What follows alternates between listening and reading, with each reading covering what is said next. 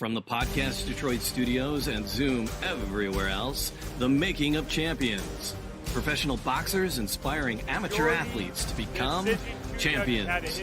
Presented by Joe Louis, champion of them all bourbon, in association with USA Boxing, Golden Gloves of America, and BigFightWeekend.com. Join your hosts, Tanya Cole and Marquise Johns, with special guests from around the world of amateur and pro boxing, celebrating the legacy of Joe Louis, whose status as the first African-American national hero showed the importance of being a leader and a role model inside and outside of the ring.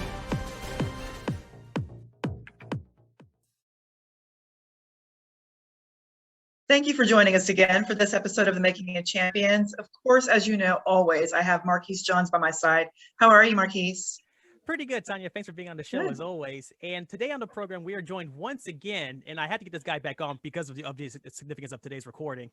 We are joined once again by the Iceman, John Scully. John, how's it going, sir? I'm good. How are you? Pretty good, man. First things first, man. It's April 28th, 2021. On this date, back in 2012, was the rematch of Bernard Hopkins, Chad Dawson 2. Rumor has it you were there. Walk me through that night once again, man, that night that happened in Atlantic City. Yeah, it was a great night. It worked out, perfectly. One thing I do remember, I watched a lot of film, and it's funny, when I was a fighter, I didn't watch film of opponents. I literally used to get bored, and it would just be like mind numbing. I hated watching it. But as a trainer, I was able to watch it. And the funny thing about watching Hopkins as a fan, as a boxer, he's great. I never saw weaknesses, but I watched the films and I was able to find a couple things that I really noticed. And one of which was actually a couple things I got from the Calzaghe fight, because Calzaghe is a southpaw like Chad. And I saw some things that Calzaghe was able to do as a southpaw and strategy-wise that I thought we could do. What I remember is initially I wanted Chad to use his boxing skills, because I felt like at his absolute best, Chad was a nightmare when he decided to box. And I used to spar with Chad, so I knew when he got behind a long jab and decided that he wasn't going to get hit, he was very difficult. So we started out the fight like that, and I felt like for the first part of the fight we were winning, but I forget the fight, I forget the round, but around maybe I felt like Hopkins was kind of starting to figure things out a little bit, and we needed to change some things. One thing actually, and we did that. And then from that point on, I think we won a pretty clear fight after that. Yeah, because I think you guys won. I think you named this decision. I want to say it was like 114, 111, something along those lines.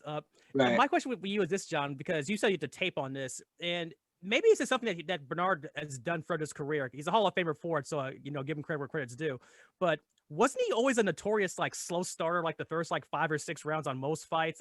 The one that comes to my mind off the top is the one with De La Hoya, where he was kind of plodding around a little bit, and then by about the 7th round he landed that body shot, and that was the end of that. But usually, for the most part, he does start off slow. Was that the case when you and Chad Dawson faced both times? The first fight was, a wash, so I can't really go by that much. But I felt like he was a slow starter, but even at his best, he didn't throw a lot of punches. He wasn't active. He was economical and he could pick you apart. But I didn't think that he'd be able to pick Chad apart. With Chad's elusiveness and skills and things like that. It's just that I felt like 2 things that we had to worry about. One would be Chad getting lackadaisical, and he had a tendency to do that, I guess. In fights, they said he would lose focus halfway through, and you could steal something from Chad if he wasn't careful. Yeah.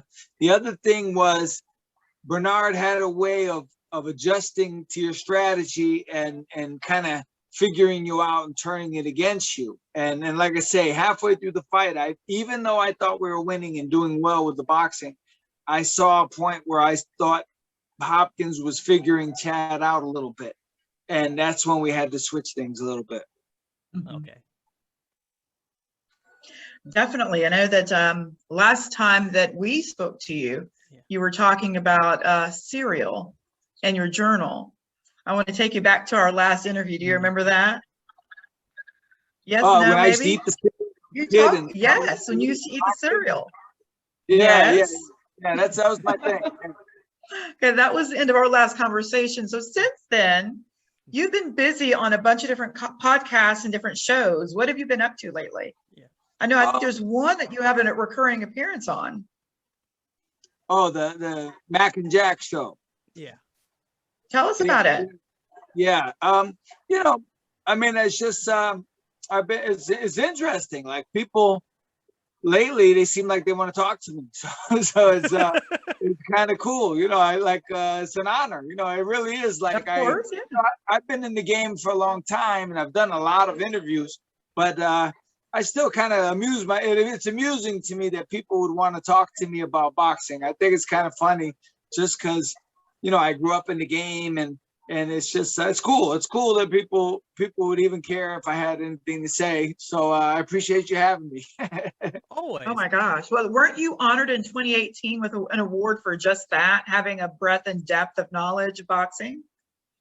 Oh, in New York. Yeah. The Yeah. Ring 10. Yeah. Yeah.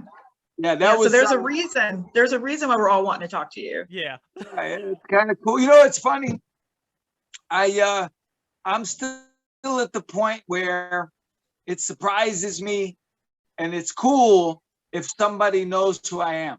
Like if I'm at a fight and I was at a fight in New York not long ago and a guy from England actually came up to me and I remember his last name was Reagan and he came up and he's like, "The Iceman, you're the Iceman." And I said, "Man, I can't place you. I'm not sure who you are." He goes, "Oh, you don't know me. Like I'm from England. I'm from Ireland." He was from Ireland. He goes, "I see you on the internet." I'm like, "Oh, it's cool." Like, so it's amazing how wide reaching the internet is. And, you know, and I'm not famous by any means, like compared to say Tyson, but I remember, I understand it to a degree. I remember one time reading where Tyson said when he was champion, he'd be in a store with his friend and people would be looking at him and he'd be like telling his friend, like, "I'm about to crack this dude. Like, I think this guy's trying to set me up." And the guy's like, "Mike, you're the heavyweight champion of the world. He knows who you are. He's a fan, man. He's a guy who loves boxing. He just wants to talk to you." And Tyson would be like, "Oh, okay, I'm sorry. And then he'd go talk to the guy. So, like I said, I just think it's funny if someone knows who I am, you know, through boxing. And it's kind of cool. I like it. What do you think your boxing legacy is? I don't know. I mean, you know, it's funny. It's like some people know me from my amateur boxing days. You know, I was a good amateur. I achieved a lot, and I was with some top guys.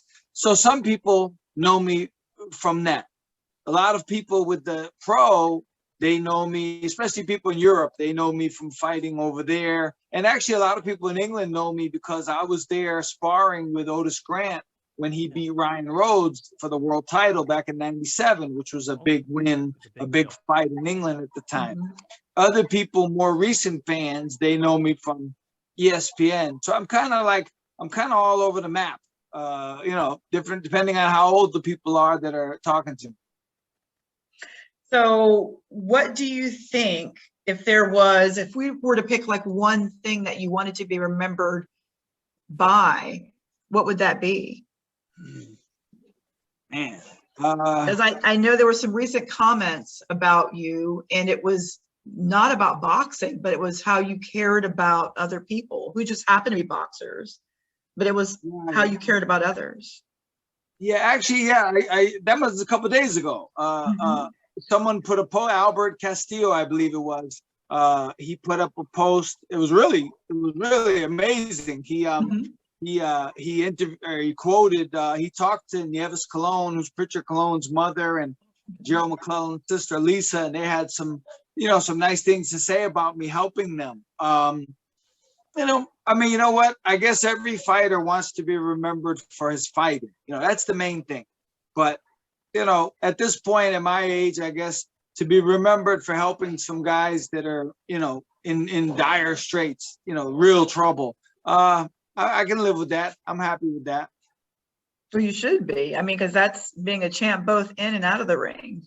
Sometimes that's people true. never grow to that point where they can do something for others and see outside of themselves. Right. Well, So you I know can what? really appreciate It's that. interesting that you say that, because I always say, every time someone talks to me about that and compliments me, I always say, like, all I'm doing, it's not even like I get too much credit in the sense of it's not that hard for me. I know a lot of people in the game. All I'm doing is texting them and calling them and asking for their help. And, you know, I'm surprised more people don't do that. You know what I mean? Like in the game, because there's guys like me who know a million people, and they know, you know, they know some of the people like Bob Arum and guys like that who they could reach Yeah. out to. You know, so hopefully somewhere down the line I could inspire or influence somebody to really jump in with some real money behind things. But I've been lucky. I've been using my connections, and I mean, and I was just thinking, it's funny you mentioned it, because I was thinking about it today, and I have to shout out some people. Like, I have to really say, over the last few years, off the top of my head, Oscar De La Hoya, Felix Trinidad, Roy Jones Jr., Lamont Brewster, Riddick Bowe, guys like that have helped me through either signing things or donating things that I've been able to turn around and turn into cash to send to people like Gerald and Pritchard Colon and Wilfred Benitez. So, you know, as much credit as I might get, I tell people I could never do anything without the fighters that are helping me and the people who buy these things and donate these things and send donations. So it's kind of let's say it's a joint task force, and I'm kind of like the commander. Absolutely. Absolutely. We're glad you're in that position to do that. Right. Take me back to the video that you took at Muhammad Ali's training camp. It was some years ago. Right. And right. you walked around, you pointed out particular places, particular names, particular stones, particular areas where Ali lived. Tell us about that experience. Well, I'll tell you one thing. It's kind of cool. Mike Madden, I don't know if you know John Madden, you know, the video game, Madden 2000, that he was the coach for the LA Raiders, for the Oakland Raiders. His son, Mike Madden, is the guy who bought Deer Lake. He's the guy who owned Muhammad Ali's training camp. He told me, I was actually, I met him, and he told me, he goes, "Oh, I know who you are. Like, your video is the best video. Your video is the video we use to show people what our camp is, because you cover everything." So I noticed that. Yeah, it's kind of cool. But I'll tell you how it started. When I was a kid, one of the first 3 books I ever read was The Greatest, which is Muhammad Ali's autobiography. In it, he talks a lot about Deer Lake. And so I used to picture it, you know, as a kid. I was like, man, Deer Lake must be amazing up there. And so in 2000, I believe it was 2012, is when I got my first opportunity to go there. I was in training camp in the Poconos with Chad Dawson. We were getting ready to fight Bernard Hopkins the first time. Okay. So I looked it up, and, you know, Deer Lake was only like, I believe it was 45 minutes from where we were. So I grabbed, as I recall, it was Mike Oliver, it was Prince Badia Jamu, and Edwin Rodriguez, who fought Andre Ward for the title. And we drove over and we hung out, and, you know, we that's when I did the video. And then I've been there probably 5 or 6 times since then. I actually stayed there in training camp. When I was training Matt Godfrey, we went to spar with Travis Kaufman there. And Travis's dad, Marshall, had actually rented the camp for, you know, 3 weeks or whatever it was. So we slept there. We stayed in the sparring partners' cabins, and, you know, we were there. We were actually training in the same gym that Ali trained in. So have you been back since the renovations? Yeah, I went back, and that's when I met Mike Madden in person. And, yeah, and he was there, and Gene Kilroy, who was Ali's business manager, he was there. Tim Witherspoon was there the day I went. So we all hung out, and actually, funny thing, Gene Kilroy, he was there, and I put him on my phone on a video call with Muhammad Ali's grandson, Nico, so he could, you know, they know each other obviously, and so they were talking, because Nico's never been to the camp, And I'm always Wow. telling them, you know, you've got to get to the camp. Like they've already told me they'll welcome the family with open arms. They can stay there right in Ali's, you know, the house he had. At the for his house, all right. family. Yeah, it would be awesome. So I'm hoping that they take me up on the offer at some point. I can't see why they wouldn't. Can you give us, because all I've seen has been images. Can you sort of give us a walkthrough of what that museum-like space is like, where the ring is, and then where all the images are of Ali? Can you walk us through that space? What's in there? Okay. All right. Well, well, first of all, if anyone ever goes to the camp, you have to realize it's a little town. You know, there's really nothing there.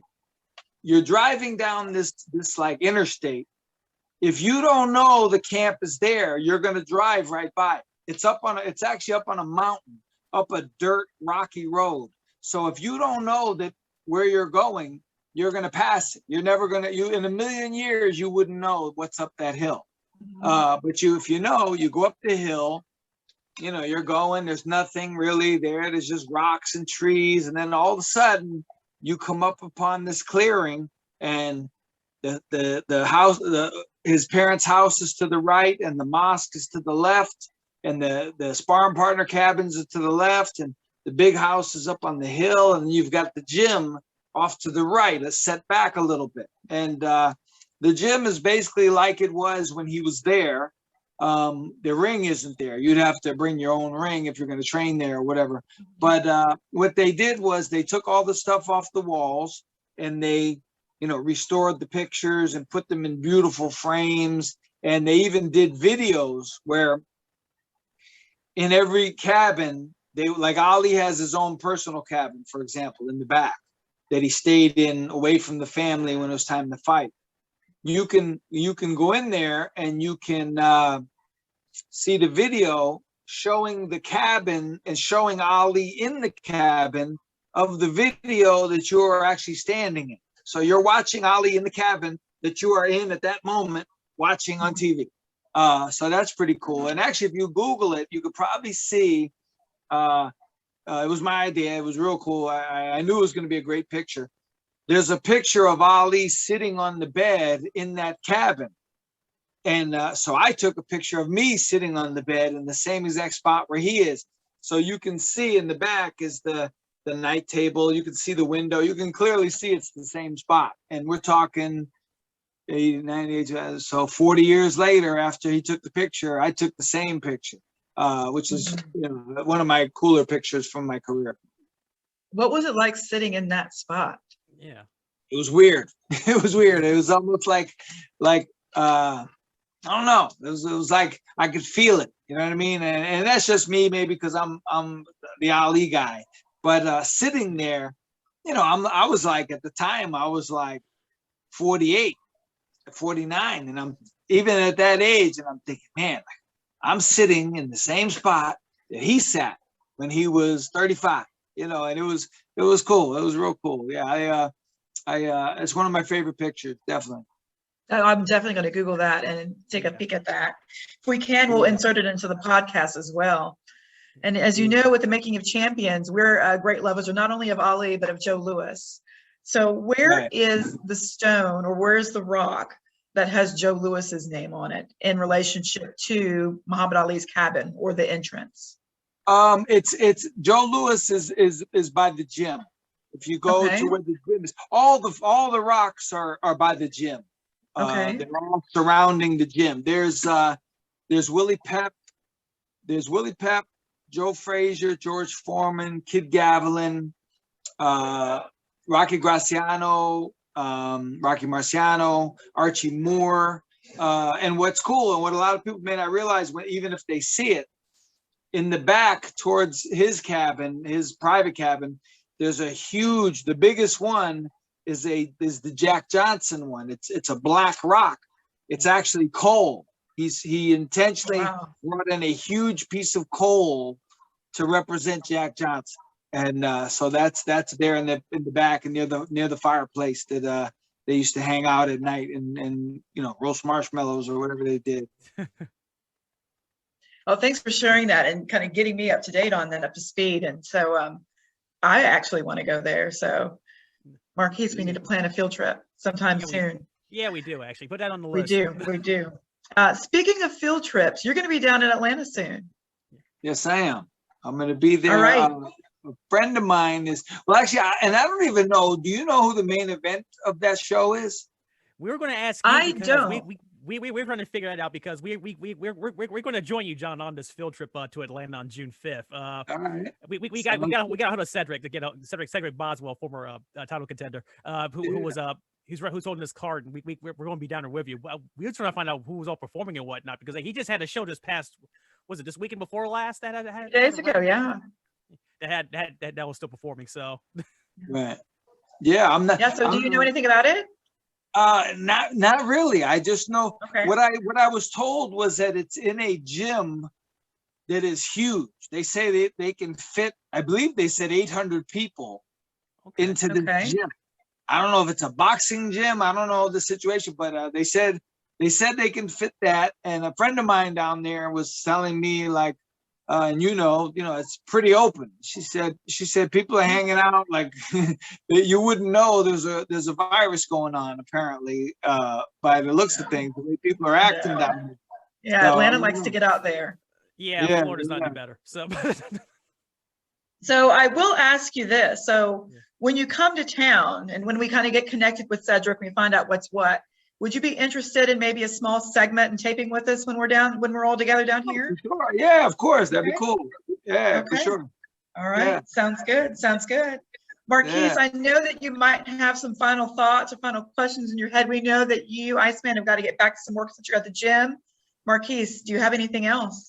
Yeah, just one question for you, Iceman. You mentioned the names earlier, how friends that helped you out. One of those names you mentioned was Oscar De La Hoya. Oscar De La Hoya, as we all know, is in action in June.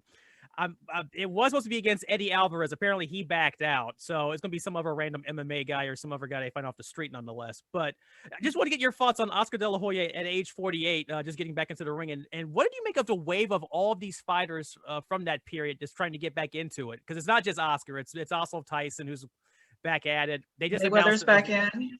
They announced Floyd Mayweather's doing an exhibition that's back in June as well. So everyone's getting back into the foray of all this boxing stuff again. What do you make of all of that? I guess it's a trend. For some of these guys, it's just a last ditch effort. They get. It's funny. Like being that famous, all Oscar has to do is say, "I'm going to fight again," and there he is. He's famous all over again. Starts over for him. So, I guess I can understand it to a large degree where people are, you're addicted to fame. You're addicted to certain things. I mean, anyone who says it doesn't feel good to be in the spotlight, to have people, know who you are, to be in the newspaper, to fight again. Any one of us who says they can't understand that. And why would they do? You see guys go, "Oh, why would Oscar do that?" I'm like, come on, you know exactly why. You would do it too if you could. Everybody knows why. Yeah. So more power to him. It's I wouldn't want him or expect him to go with a high quality opponent. I wouldn't see that in his future by any stretch. But just the fact that he's able to do it, I mean, any fighter who says he doesn't wish he could is lying.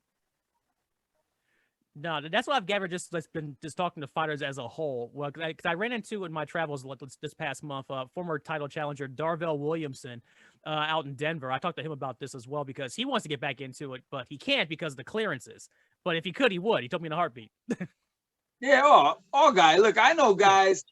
I won't say who, but a former world champion, like a well-known back in the day, late 70s, early 80s. Now, this is in the mid-90s. This guy was old. Like, he was old, and he hadn't fought in 15 years. And he came in the gym one day, and I thought it was kind of like a put-on, but it was real. Like, he's like, I want to fight again. And I'm like, fight again?